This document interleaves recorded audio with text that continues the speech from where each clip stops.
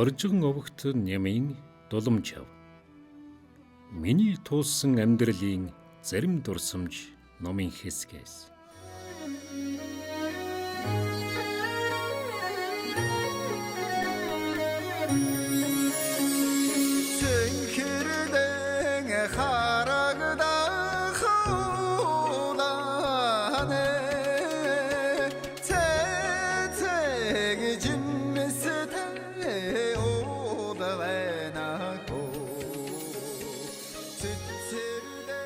Намайг 13 нас хүрдэг 1945 оны дахиа жил зунан дэлгэр сайхан болж өвөл өнтөө өгөөмөр жил боллоо.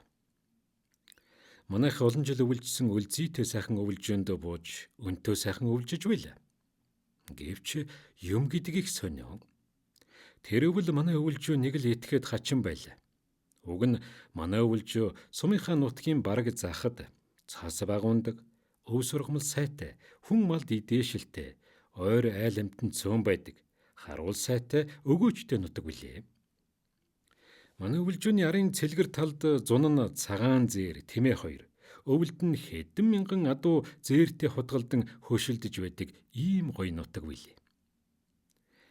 Тэр жилийн өвөл манайхыг өвлжөөнд буусан өдрөөс эхлэн манай нэг хотож сайн охой шөнө бүр худлаа хуцаж зарим үед хий юм боргоож бүр үнгэлд ноцолддог бол үдшийн бүрэн хив олмогц ээлдэв өнгийн хачин муухай юм дуугарч орилж чарлаж төмөр мод нүдэд байгаа юм шиг дуу аваа гарч мал үргээх нохойд хөөгдөх зэрэг хүн бүрийн бие ширвэтэж эвгүүцүүлдэг байл. Урд өмнө нь олон жил өвлжөхөд ийм хачин жигтэй үзэгдэл нэг ч удаа гарч байгаагүй. Гэтэл дөнгөж 17 нас хүрсэн миний ах банзарагч гентхэн хүнд өвдөж биднийг сандаргалаа. Эхлээд гидсэн хүчтэй өвдөж өндөр халуурсан юм. Хэдхэн хоноод ухаалтал юу л өөхөх аюул тулгарлаа. Аав ээж хоёр өргөж төсөж асарч тойлоод дэрэгдээс нь алхамж холдож хөндөрөх аргагүй боллоо. Гэр гадаах бүх ажлыг эгч бит хоёр гүйцэтгэж байлаа л да. Миний хувьд өдөр бүр адуу тэмээ үхрээ хумж ойртуулж шүнд нь хотлуулах, унаагаан юулах, 2-3 сайн хүлэг морд барьж аргамжиж юмд явхад бэлэн байлгах. Хонь хариулахдаа 2 том шуудаа авч явж аргал түүж ганцаглаж ирэх. Хонь хариулаагүй өдрөө хунзаар аргал түүж үүрч ирэх. Уулын оройн зэлүүд цэвэр газраас амны цас хамж савнд хийгээд үүрэх зэрэг ажлыг өдөр болгон хийнэ. Бас малд хужир тавьж өгөх, чон хот руу өнгөх гээд байдаг учраас хотоо тойруулан мануухай босгож, засаж янзлах, малын хуурай аргал хоргол нуруулдан асгаж, асааж, нурам тавих, малын баас цэвэрлэж хотоо хуурай байлгах, хөр зөн ховхлох, чулуун малын хороог сэлбэж засах ажлыг ч хийнэ. Аавын хөгшин хөрөг ах майдарж яв гэдэг хөгшнийх манайхаас 10 км зайтай газар нутгалдаг бөгөөд түүнийг шөнө өдөр хизээл бол аав ээжийг авчир гэсэн цагт нь очиж авчирна. Тэр хөгшин гэлэн сах устай, ойр зүрийн ном уншлах сайтай учраас манайд ирж арга аврал ирсэн ном уншиж айлддаг байсан юм. Энэ хөгшнийг би бараг өдөр бүр авчирна. Нэг шөнө бүр ах ам тавихад ойртож биднийг сандаргалаа. Гэхдээ ер нь өдөр бүр л сандаргаж твдүүлж байсан. Тэр шөнө аав ээж хоёр маш их айж миний хүү одоохон давхиад ажаагаа гуйгаа тавиад иргэлээ. Тэр хөгшнийг бид ажаа гэж авгаалдаг байсан юм. Би ч хээр аргамжаатай байсан морой эмээлж унаад хөтлөгөө морьтой ажаагинд давхиж очиод түүнийг сэрэж хөтлөгөө морой унуулж авчирлаа. Бид хоёр хурдан морь уралдуулж байгаа юм шиг л асар түргэн давхиж ирлээ. Ажаа манай гэрт оронгуудаа "Гүй энэ яасан салдгүй чөтгөргэгч вэ" гэж ахыг ташуураар оруулгаж гарлаа. Санаа дагаад ч тэр юугүй амт тавих гээд байсан ах маань гайгүйч болсон юм шиг ямар ч гэсэн үхэлгүй үүр цайлгасан юмдаг. Тэр өдөр ажаа маань ахын дэргэд цаг үргэлж ном айлдаж үндсэн юм. Шөнө болмогц аав минь гадаа хэд хоног аргамжаатай тойрч чавхарсан 2 сайн морой нэгийг нь унаж нөгөөг нь хөтлөөд манайхаас 20 гаруй километрийн тэртээ нутгалж байсан Жалдан гэдэг айл руу давхилаа. Тэр хүн хөөрхий хүрээ хийд ид цэцгэлж байсан үед хийдэд ширээ дунзад хүртэл өргөмжлөгдсөн номтой сайн лам байгаад лам нар баригдахаас өмнө харвалж хөдөө гарч мал маллах болсон учраас азар баригдахгүй үлдсэн ажээ. Тэгэхдээ бараг тайлд залгадж очидгүй маш их хайж болгоомжилдог хүн байсан юм. Гэвч баян хүн таван хаанд нүүртэй гихчээр аавын минь гуйлтыг зөвшөөрч манайд иржээ. Бараг үүрийн харанхуугаар аавтай хамт манайд ирсэн юмдаг. Тэр өдөр манайд ном айлдж өнжөөд шөнө нь Чойжвын дүгжүү гэдэг ном уншиж гүрм хийхээр болжээ. За үүний тулд дараах зүйлийг бэлтгүүллээ. Үүнд нэгт 2 том улаан ортууз гэдэг өргөстэй шатамхай ургамал хээрээс үндсээр нь ховхолж олж ирэх. Өвлийн хөлдөө ургамал үндэст нь ховхолж ирнэ гэдэг хэцүү ажил байлаа. Гэвч Нагацах Батбаяр бит хоёр энэ үргийг биелүүлж чадсан юм. Хоёрт чихний дарин дээр модны цаг хүргэхээр авалцаж панк гэж дуурч сум нь 100 м-ээс холгүй газар тусдаг Монгол буу олж бэлтгэх их. Гуравт худлаа хуцдаг нохоогоо гадаа бэлэн байлгах. Дөрөвт шар тустай 10 гурил нилийн ихийг зурж бэлтгэлээ. Тэгэд үдшийн бүрий болмогцоо зуурсан гурилаараа морь унсан хүний дүрс хийж, торго хоргой дурдангийн өдсөр хүний дүрсээ бүрэн ховцослож том цар тавган дээр байрлуулж бэлэн болгоод гүрмийнх номыг уншиж эхэллээ. Номоо нэлээд удаан уншаад шүн дундын үед нөгөө хийсэн морьтой хүний дүрснүүдэн гаргах юм боллоо. Тэгэд нохооныхон 2 бөөрөн дээр ортуузан барьж багилж сайн бэлтгэлээ. Мэдээж ортуузанда шар тос асгаж шингэлгүй яв. Ингэсний дараа нөгөө лүдийг 2 хүн дамжлан гадаа аваачиж хаях. За тэгээд тэднийг лүдээ аваад явхад хойноос нь нохооны ортуузыг галаар асааж нохоогоо тавьж араас нь Монгол буугаараа л буудлаа. Бөөрөн дээрээ гал асаалгасан нохойч бөөн гал чавхтаж өглөө. Лүд аваачиж хайсан 2 хүний гэртээ орж ирмэгц хаалга түгжүүлж алга зууза хонх дамрын дуу нийжигнэж гарлаа. Энэ нэг талаар тэр хүчтэй гүрмийн ёс жайг, нөгөө талаар хар дум бололтой юм бил. За тэгээ маргааш нь ах маань олон хоног өтгөнөөр бие засахгүй байснаа маш их үнэртэй баас гаргаад биеийн тавигдж ухаан ороод аажмаар илааршиж эдгэрсэн юм. Жалдангуй тийм хүчтэй гүрм хийгээгүй бол ах маань амьд үлдэх байсан эсгэд би эргэлздэг юм. Аав минь баярлсанд ахын нэртэй маш өндөр үнэтэй шүрэн толгойтой алтан нуухтай атга дүрэн хар халтар манан хөөрг асар их мөнгө орлсон цул мөнгөн оосор гинжтэй өвч тоноглогдсон хэд худаг атан тэмээ агтмор амбан шар уралдсан өдий төдий олон тооны малаа өргөл барьц болгож тэр ачтай ламд бэлгэлсэн бил. Ийм ач авралтанд хайрлагдаж харамлах юм юу ахвд? Энэ бол манайд нүрэлсэн том гай ад зэтгэр байсан юм шүү. Энэ гай зэтгэр нь манайд хэдэн жил нүүрлэж баггүй гар цохирол учруулсан. Бүр үхэл хаахцалч болсон. Энэ ач буянтай сайн лам бол тийм ном эрдэм төгс эзэмшсэн чадалтай лам нарын сүүлчийнх нь байлаа. Намайг баг байхад ийм чадалтан олон байсан юм да. Манайд нүүрлсэн дээр дурдсан гай зэтгэр тэр ламын хийсэн хүчтэй гүрмийн иж хэдийн чадлаар манайхаас зайлж ах минь амьд үлдсэн. Хожим хойно мэдэхнээ ахад хурц мухар олгоо ургаж тэр нь дотроо хагарснаас цагаан цоройн цоорч үрдийн ивэрхий өвчтэй болж үлдсэн.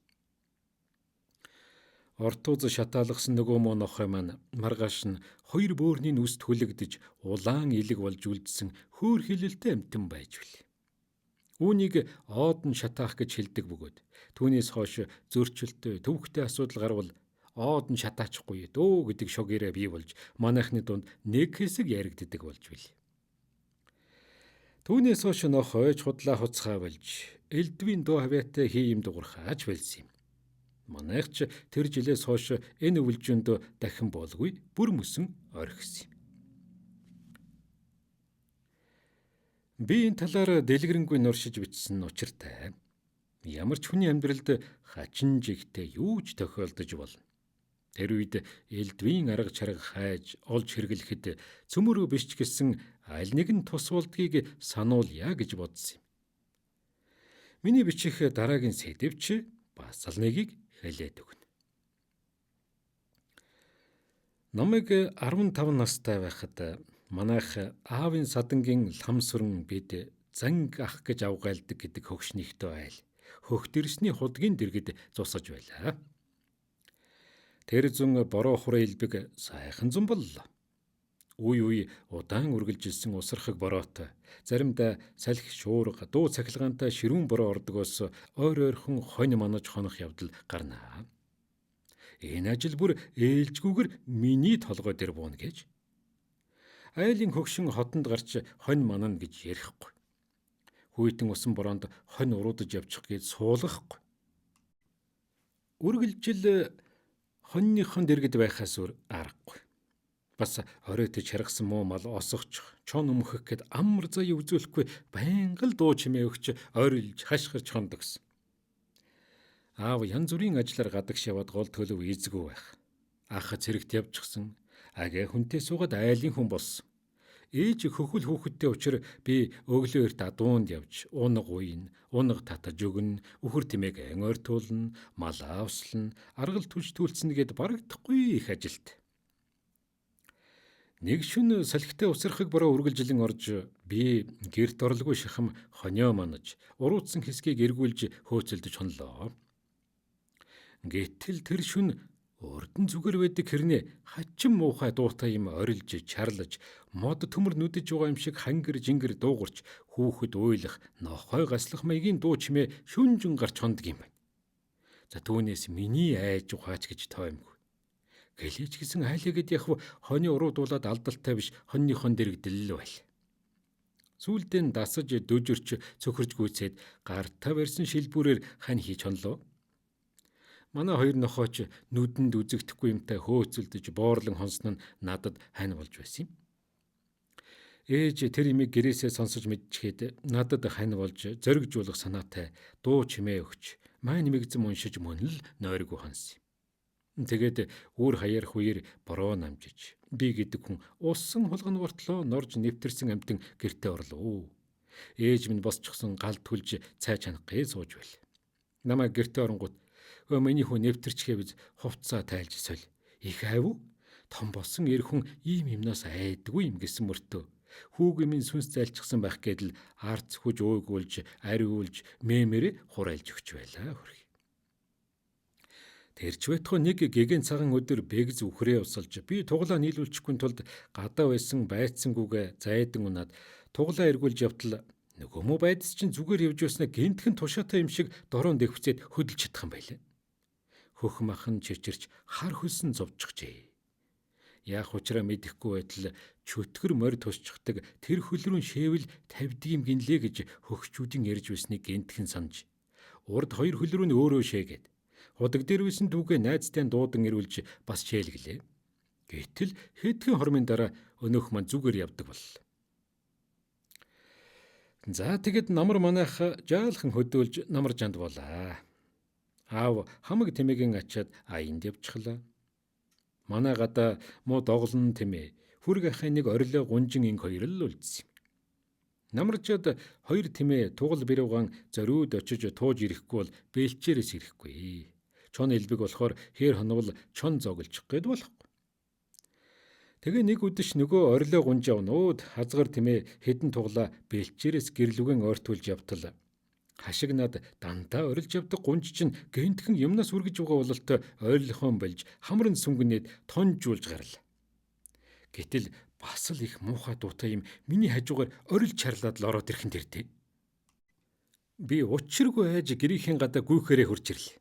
Манай ноход давхин ирж ямар нэг юмтай хөөцөлдөж алга боллоо. Гаднаа ирээд дуурах гэтэл дуу гардаг. Толгойн юу суулаад авчихсан юм шиг л байл. Ээж маань мөн л хуурайлж барьж сүйд болсон юм. За тэгээ өвөл нь цас орохгүй оройтсноос өвөлжөндөн бууж чадлагүй худаг усандаа ойр бууцанд бууж цас орохыг хүлээлээ.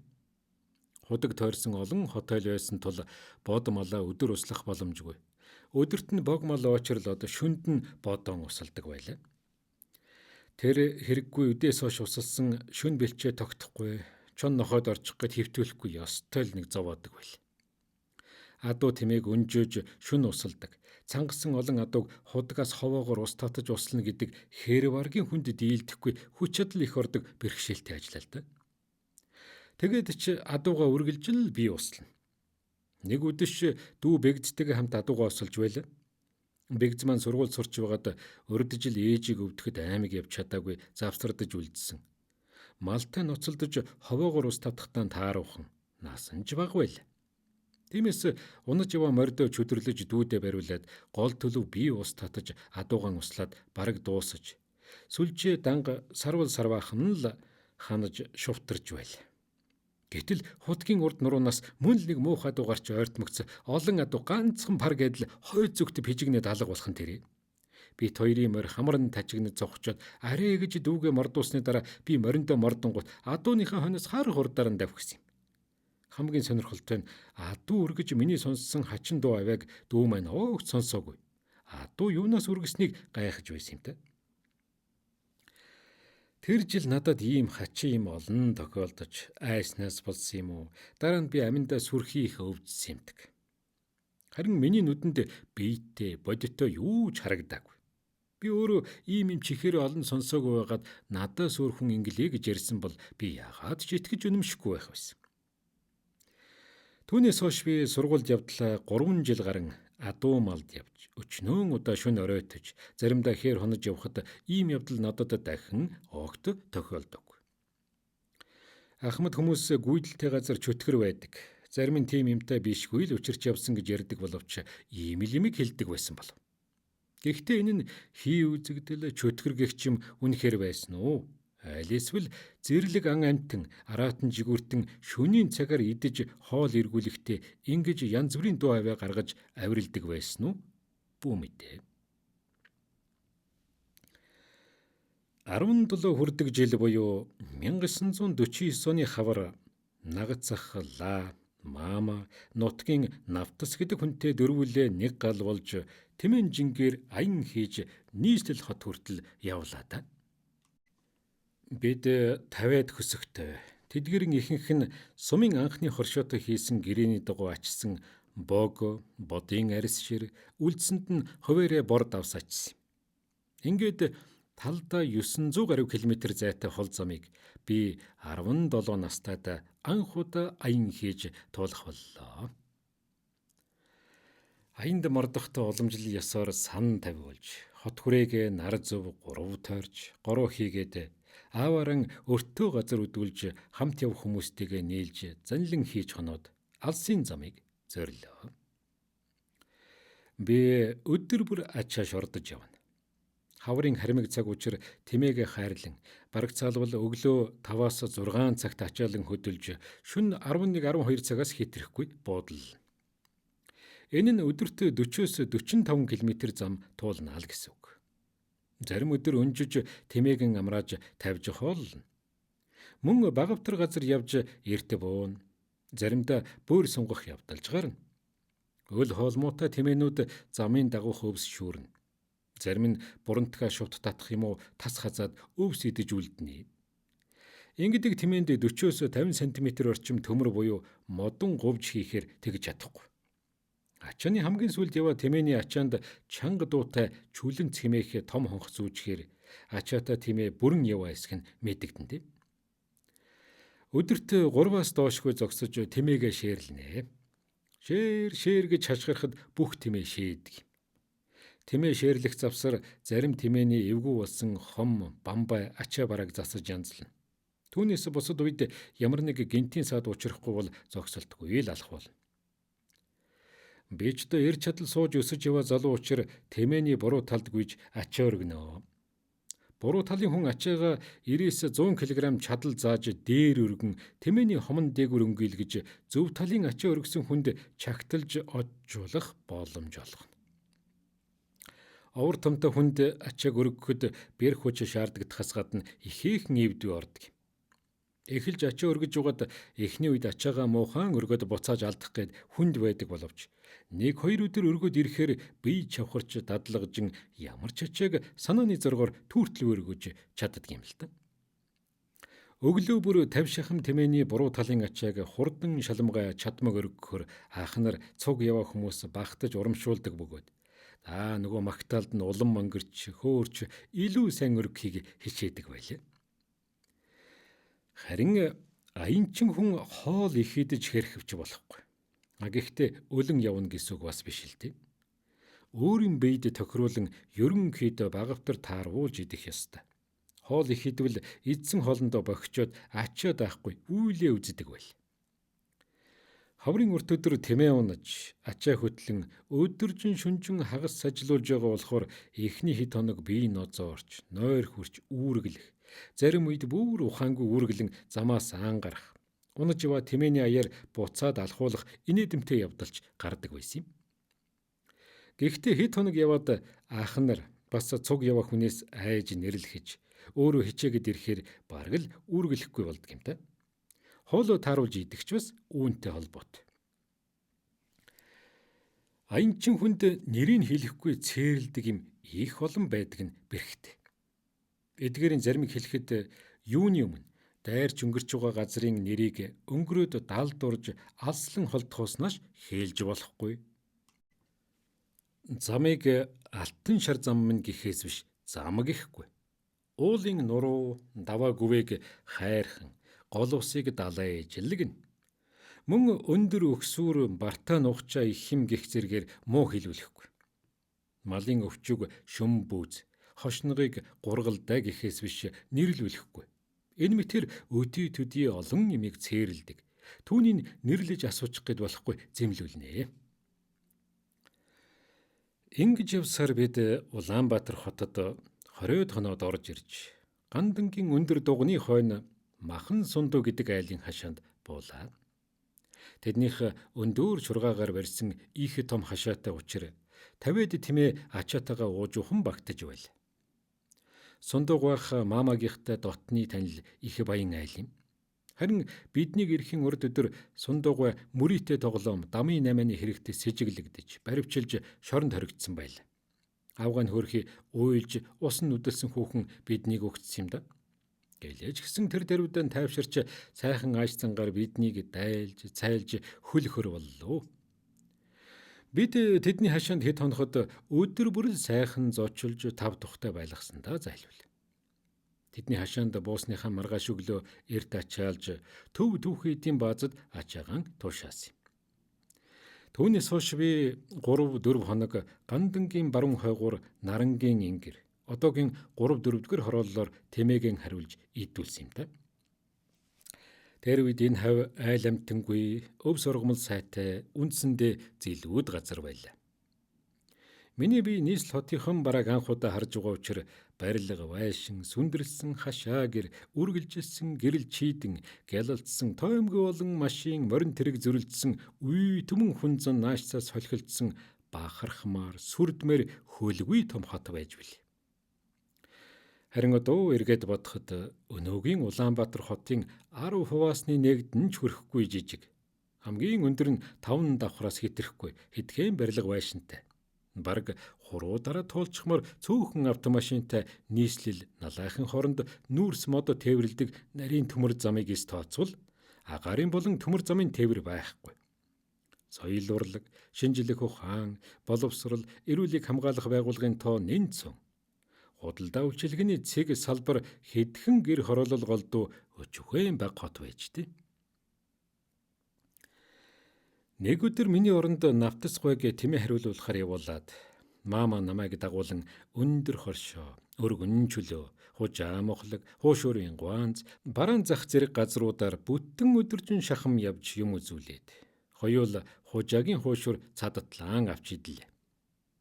Баг байсан болохоор хятадын хийсэн хуушурыг анх идэж үзэхэд үнэхээр гоё амттай юм шиг санагдаж байж билий.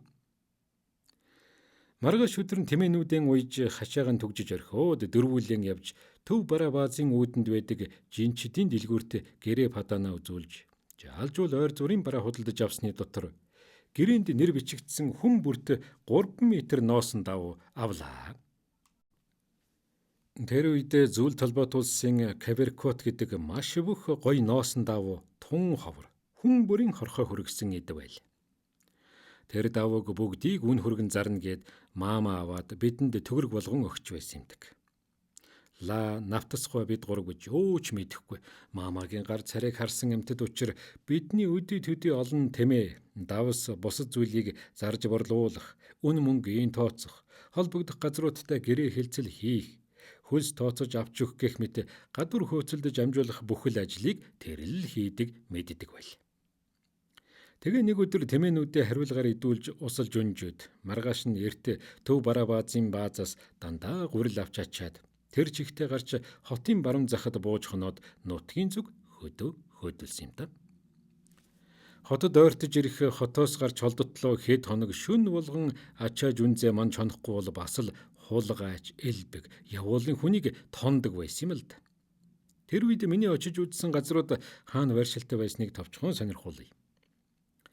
Төв түүхийн эдийн бааз Сэлбэг голын урд хөвөнд одоогийн 19-р хорооллын үйлчилгээний төв орон сууцны байшингуудын орчим. Төв Барабааз улсын төв номын сангийн баруун талд Баянгол зочид буудлын буурин дээр. Бараанзах одоогийн хүн тээврийн үйлчилгээний төвийн орчим байрлсан тус бүрдээ жижигхэн талбай эзэлсэн газрууд байлаа. Хотын баруун зах төмөр замын вокзал, орон сууцны хэдэн байшин баригдаж арай дуусаагүй. Түүнээс цааш Цулгүй, хойд зах нь Гурван буудал, зүүн зах нь Улаан хуаран амгалан л байлаа шүү дээ. Ийм л талбайтай хот байсан юм.